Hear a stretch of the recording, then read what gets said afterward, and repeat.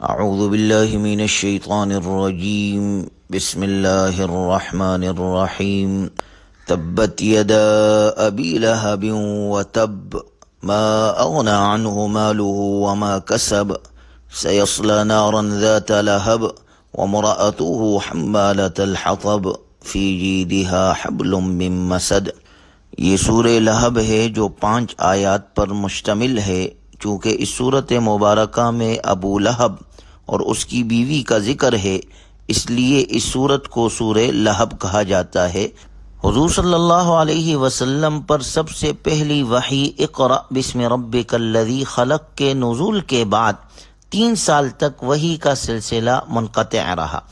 اس عرصے میں آپ علیہ السلام خاموشی کے ساتھ اللہ تعالیٰ کی عبادت کرتے رہے اور اندرونی طور پر آہستہ آہستہ دعوت اسلام دیتے رہے۔ پھر جب اللہ تبارک و تعالیٰ کی طرف سے حکم آیا، سورہ شعراء کی یہ آیت وَأَنذِرْ عَشِيرَتَكَ الْأَقْرَبِينَ نازل ہوئی کہ آپ اپنے عزیز و اقارب کو اللہ کے عذاب سے ڈرائے، تو آپ علیہ السلام نے خطاب فرمایا۔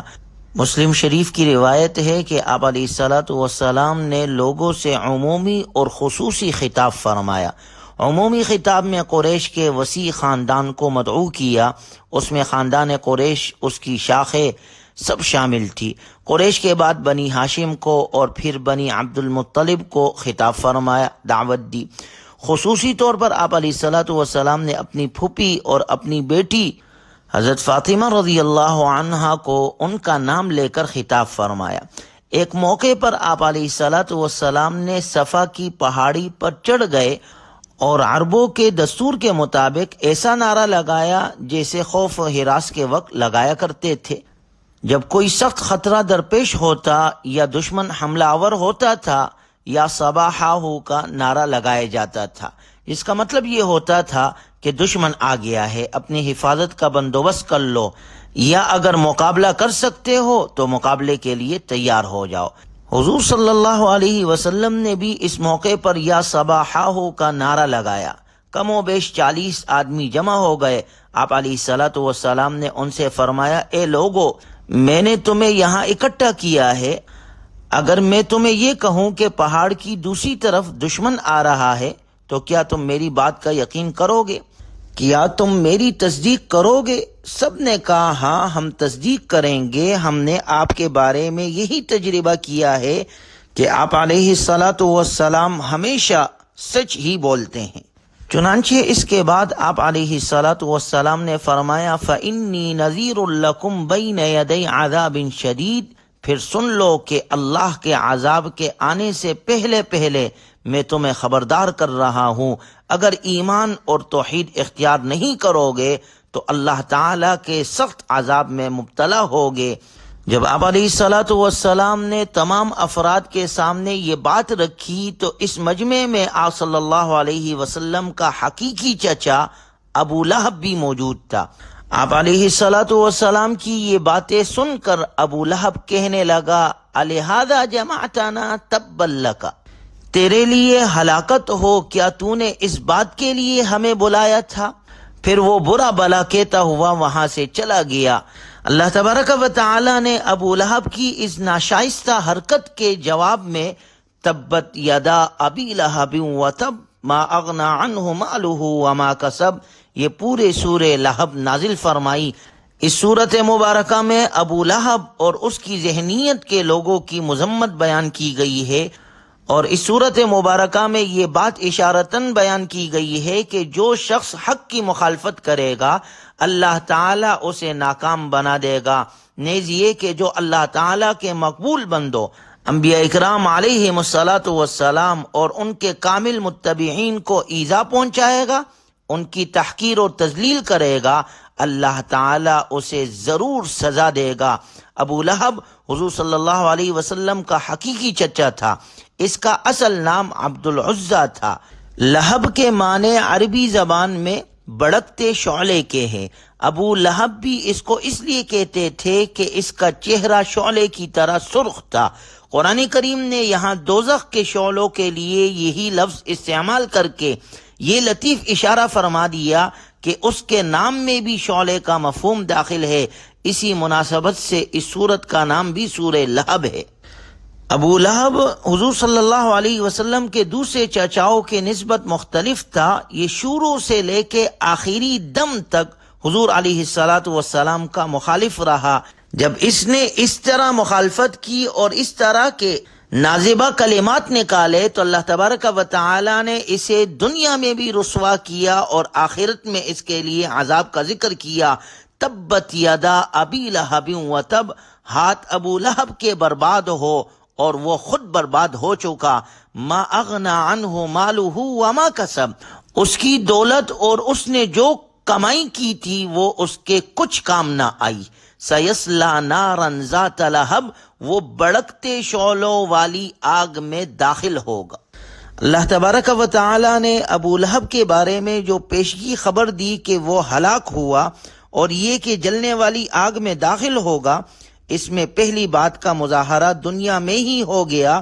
وہ اس طرح کہ اس کے جسم میں ایک خطرناک قسم کی بیماری نکل آئی جس کی وجہ سے لوگ اس سے گن کرنے لگے، اور وہ اپنے عقیدے کی وجہ سے اس کے پاس جانے سے ڈرنے لگے کہ کہیں یہ مرض ہمیں نہ لگ جائے۔ چنانچہ اس وجہ سے اپنے اور پرائے سب اس سے دور ہو گئے۔ ایک گھر میں علیحدہ اسے ڈال دیا گیا اور وہ بے بسی اور بے کسی کی حالت میں مر گیا۔ 3 دن تک اس کی لاش یوں ہی پڑی رہی۔ جب وہ سڑنے لگی تو لوگوں نے اس کے بیٹوں کو عار دلایا کہ دیکھو تمہارا باپ کس حال میں پڑا ہے۔ اس پر انہوں نے ایک شخص کی مدد سے ایک دیوار سے ٹیک لگا کر بٹھا دیا اور اس کے بعد اس کو برابر پتھر مارتے رہے یہاں تک کہ وہ ان میں دب گیا۔ تو گویا دنیا کے اندر عبرت کی موت اس کی ہوئی، قیامت تک کے لوگوں کے لیے اس کی موت میں عبرت ہے کہ جو جناب رسول اللہ صلی اللہ علیہ وسلم کی مخالفت کرے گا اور آپ کے لائے ہوئے دین کی مخالفت کرے گا تو اس کا انجام عبرت ناک ہوگا۔ یہ سورت مبارکہ حضور صلی اللہ علیہ وسلم کے چچا ابو لہب اور اس کی بیوی ام جمیل کا انجام بتلاتی ہے۔ آگے اللہ تبارک و تعالی نے ذکر فرمایا وَامْرَأَتُهُ حَمَّالَةَ الْحَطَبِ، اور اس کی بیوی بھی بری عورت جو لکڑیاں لادنے والی ہے۔ ابو لہب کی بیوی ام جمیل کہلاتی تھی اور وہ بھی حضور علیہ السلام کی دشمنی میں اپنے شوہر ابو لہب کے ساتھ برابر کی شریک تھی۔ بعض روایات میں یہ بھی ہے کہ وہ رات کے وقت آپ علیہ السلام کے راستے میں کانٹے دار لکڑیاں بچھا دیا کرتی تھی۔ اس صورت مبارکہ میں ابو لہب کی بیوی ام جمیل کو حمالۃ الحطب کے لفظ سے یاد کیا گیا ہے جس کے معنی لکڑیاں اٹھانے والی ہے، تاہم اس کو مختلف معنوں پر محمول کیا گیا ہے۔ یہ دونوں میاں بیوی بڑے کنجوس تھے۔ مکہ المکرمہ کے امیر ترین افراد میں سے ہونے کے باوجود ابو لہب سخت خسیس قسم کا آدمی تھا۔ یہ غریبوں اور مسکینوں کی مدد کرنے کے بجائے ان کا حق کھا جاتا تھا۔ اسی طرح اس کی بیوی ام جمیل ایک سردار کی بیٹی ہونے کے باوجود سخت کنجوس تھی، جنگل سے خود لکڑیاں کاٹ کر لاتی۔ حمالۃ الحطب کا حقیقی معنی یہی ہے، اور بعض مفسرین نے ذکر فرمایا کہ ام جمیل کو حمالۃ الحطب اسی وجہ سے کہا گیا ہے کہ یہ کانٹے وغیرہ کاٹ کر لاتی تھی اور جلانے کے بجائے انہیں حضور علیہ السلام کے راستے میں بچھایا کرتی تھی۔ اس لیے اللہ تبارک و تعالی کا ارشاد ہے وَامْرَأَتُهُ حَمَّالَةَ الْحَطَبِ، اور اس کی بیوی بھی بری عورت جو لکڑیاں لادنے والی ہے، فی جیدہا حبل من مسد، اس کے گلے میں رسی ہے کھجور کی چھال کی۔ گویا یہ دونوں میاں بیوی رسول اللہ صلی اللہ علیہ وسلم کی دشمنی میں بہت آگے تھے۔ انہوں نے آپ علیہ السلام کو تکلیفیں پہنچائی اور انہوں نے حق کی مخالفت کی۔ اللہ تبارک و تعالی نے اس صورت مبارکہ میں ابو لہب اور اس کی بیوی کا انجام ذکر کیا۔ ابو لہب کو اپنے مال اور اولاد پر بڑا غرور تھا، لیکن اس کا مال اور اولاد اسے اللہ کے عذاب سے نہ بچا سکی۔ یہ دونوں میاں بیوی ذلت آمیز اور عبرتناک انجام سے دوچار ہوئے، جس میں قیامت تک کے لوگوں کے لیے عبرت ہے۔ جو حق کی مخالفت کرے گا وہ اللہ کے عذاب سے بچ نہیں سکتا۔ اللہ تعالی ہمیں ہر قسم کے عذاب سے محفوظ فرمائے۔ وآخر دعوانا ان الحمد للہ رب العالمین۔